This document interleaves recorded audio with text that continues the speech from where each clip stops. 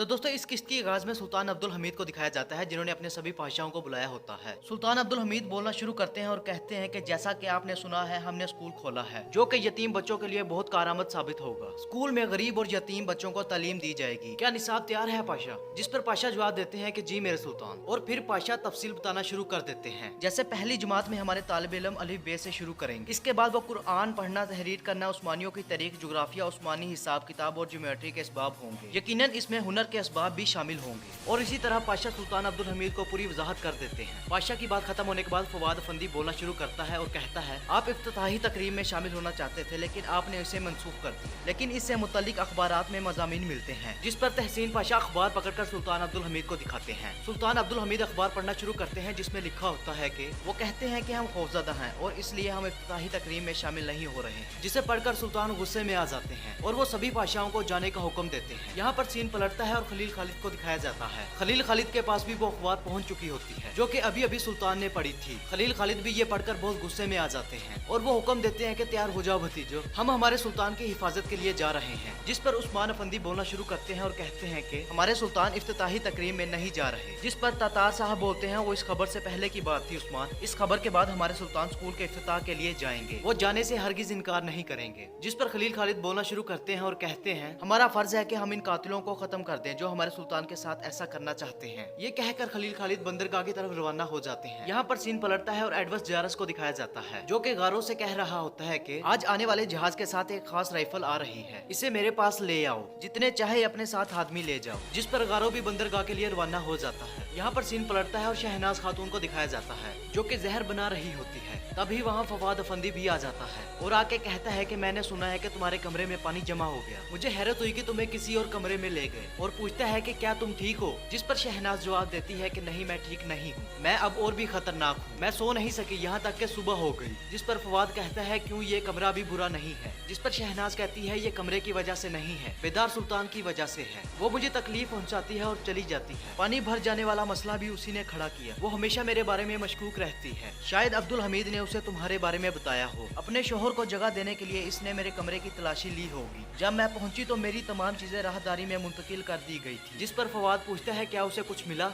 इस पर शहनाज कहती है हाँ मिल गया, मेरी दुआ की किताब उसने मुझे दी। जिस पर फवाद परेशान हो जाता है और पूछता है कि क्या उसने तुमसे नहीं पूछा कि ये आपके पास क्यों है और आपने उसे कैसे समझाया? मैंने कहा मेरी कुछ तहकीक है लेकिन उसने यकीन नहीं किया। जिस पर फवाद कहता है कि वो हमें आजादाना काम नहीं करने देगी अब, यहाँ तक कि हम किसी भी लम्हे गिरफ्तार हो सकते हैं। जिस पर शहनाज कहती है कि वो ज्यादा देर जिंदा नहीं रह सकेगी अब। ये कहकर वो दोबारा से जहर बनाना शुरू कर देती है। यहाँ पर सीन पलटता है और बेदार सुल्तान को दिखाया जाता है जो कि यतीम बच्चों के लिए कपड़े सिलाई कर रही होती है। बेदार सुल्तान बोलना शुरू करती हैं और कहती हैं कि आपने इतने अच्छे काम के लिए रजाकाराना तौर पर काम किया, आप सबका बहुत शुक्रिया, लेकिन हम घंटों से बगैर किसी मुदाखलत के काम कर रहे हैं, चलें कुछ आराम करते हैं। जिस पर सभी वहाँ से चली जाती हैं लेकिन जैनब खातून अभी भी काम कर रही होती है। जिस पर बेदार सुल्तान कहती हैं जैनब जाओ और कुछ देर आराम कर लो, तुम कुछ थकी हुई लग रही हो। जिस पर जैनब जवाब देती है कि मुझे काम करने से सुकून मिलता है, इसे जारी रखना चाहती हूँ मैं। जिस पर बेदार सुल्तान जैनब से पूछती है तुम उदास लग रही हो, क्या वजह है? जिस पर जैनब खातून मोहम्मद सलीम वाला सारा वाकया बेदार सुल्तान को सुना देती है। यहाँ पर सीन पलटता है और खलील खालिद साहब को दिखाया जाता है जो कि बंदरगाह पर पहुंच चुके होते हैं। खलील खालिद को इंतजार करता देख वहाँ एक सिपाही आ जाता है और पूछता है कि आप किसी का इंतजार कर रहे हैं? जिस पर खलील खालिद जवाब देते हैं एक बंदूक का। जिस पर वो सिपाही कहता है कि आप यकीन से कह रहे हैं चाचा, मैंने तमाम सामान की एक फहरिस्त बनाई है लेकिन इसमें बंदूक नहीं है। जिस पर तातार साहब बोलते हैं हमारे पास कागजी कार्रवाई है। जिसे पढ़कर वो सिपाही कहता है दूरबीन वाली बंदूक है लेकिन वो इसमें शामिल नहीं है, पाया तख्त में ऐसी ज्यादा मौजूद नहीं है, अगर होती तो मुझे मालूम हो जाता। जिस पर खलील खालिद कहते हैं शुक्रिया भतीजे, लेकिन हम खुद तहकीक करेंगे। सिपाही यह सुनकर वहाँ से चला जाता है। तभी तातार साहब को वहाँ पर एक बंदा नजर आता है जो संदूक लेकर जा रहा होता है। तातार साहब खलील खालिद से मुखातिब होकर कहते हैं कि ये गारो का बंदा है। जिस पर खलील खालिद कहते हैं रोको इसे। इतनी ही देर में वहाँ पर उसके और आदमी भी आ जाते हैं और यहाँ पर लड़ाई शुरू हो जाती है। लड़ाई का फायदा उठाकर गारो का आदमी बंदूक लेकर चुपके से चला जाता है। यहाँ पर सीन पलटता है और शहनाज खातून को दिखाया जाता है जो कि जहर की बोतल हाथ में लिए कुछ देख रही होती है और वो कहती है मौत तुम्हारे दरवाजे पर है बेदार सुल्तान, अगर तुम दरवाजा नहीं खोलती तो वो उसे तोड़ देगी। यहाँ पर दरवाजे पर दस्तक होती है। दस्तक सुनकर शहनाज खातून घबरा जाती है और जहर छुपाने लग जाती है। नाइमा सुल्तान जब तक अंदर आती है शहनाज खातून जहर छुपा चुकी होती है। नाइमा सुल्तान आकर कहती है कि मैं परेशान थी कि आप सुबह से अपने कमरे से नहीं निकले, क्या आप ठीक हैं? क्या आपको अपने नए कमरे की आदत हो गई है? जिस पर शहनाज कहती है हाँ बिल्कुल। तभी नाइमा सुल्तान को कुछ बू आती है जो कि उसी जहर की होती है जो शहनाज बना रही होती है। जिस पर नाइमे पूछती है कि ये किस तरह की बू है, जिस पर शहनाज घबराते हुए जवाब देती है कि मैं नहीं जानती, मुझे तो कोई भी नहीं आ रही। यहाँ पर शहनाज बात को बदलते हुए नाइमे सुल्तान को बगीचे में ले जाती हैं बाहर। यहाँ पर सीन पलटता है और खलील खालिद को दिखाया जाता है जहाँ पर अभी लड़ाई ही चल रही होती है। उन सबको मारने के बाद खलील खालिद एक संदूक खोलते हैं जो कि गारो का आदमी लेकर जा रहा होता है। उस संदूक में सिवाय कपड़ों के कुछ भी नहीं होता, क्योंकि बंदूक दूसरी संदूक में होती है जो कि गारो का दूसरा आदमी लड़ाई का फायदा उठाकर वहाँ से ले जाता है। खलील खालिद गुस्से में उस आदमी के पास जाते हैं और कहते हैं अगर इस संदूक में कपड़े थे तो तुमने खोला क्यों नहीं? जिस पर तातार साहब पूछते हैं अब हम क्या करें जनाब? खलील खालिद कहते हैं कि हम कल अच्छी तरह से तैयार होंगे, हम आखिरी लम्हे तक हिफाजत करेंगे। यहाँ पर सीन पलटता है और गारो को दिखाया जाता है जो कि बंदूक लेकर रुबीना के पास आ जाता है। गारो बोलना शुरू करता है और कहता है असला छोड़ने के बाद मैं आपके हुक्म का मुंतजिर रहूंगा, लेकिन मैं बहुत थक गया हूँ। जिस पर रुबीना कहती है जारस साहब हमें तमाम आराम दे रहे हैं। दरअसल एडवर्स जारस भी वहीं पर मौजूद होता है, लेकिन गारो को इस बात का नहीं पता होता। कुछ ही देर में रुबीना कहती है कि जारस को काफी पर बुलाया है मैंने। इतने में एडवर्स जारस सामने आ जाता है। गारो जारस को देखकर कहता है कि ये तुमने अच्छा किया। जिस पर जारस कहता है तुम बहुत मेहरबान हो गारो की बहन, और फिर जारस बंदूक को देखने लग जाता है। जारस गारो से पूछता है क्या खलील खालिद बंदरगाह पर आया था? जिस पर गारो कहता है कि हाँ वो आया था। जारस पूछता है क्या उसने तुम्हारा पीछा किया? जिस पर गारो कहता है नहीं नामुमकिन, मुझे किसी ने नहीं देखा। जिस पर जारस कहता है तुम और तुम्हारी खूबसूरत बहन मेरे लिए बहुत अहम हो। यहाँ पर सीन पलटता है और एक बग्गी दिखाई जाती है जिसमें रुतशील्ड और वामरे अफंदी बैठे होते हैं। वामरे अफंदी महमूद पाशा का लिखा हुआ अखबार पढ़ रहा होता है जिसमें लिखा होता है बहुत से बहादुर आदमी हैं जिन्होंने रियासत की खातिर बरतानवी दाखिली वजारतों में दरअंदाजी की, खुद को खतरात के हवाले किया। वो रूस की जमीनी फौज में फराइज सर अंजाम दे रहे हैं और बहुत से सो रहे हैं।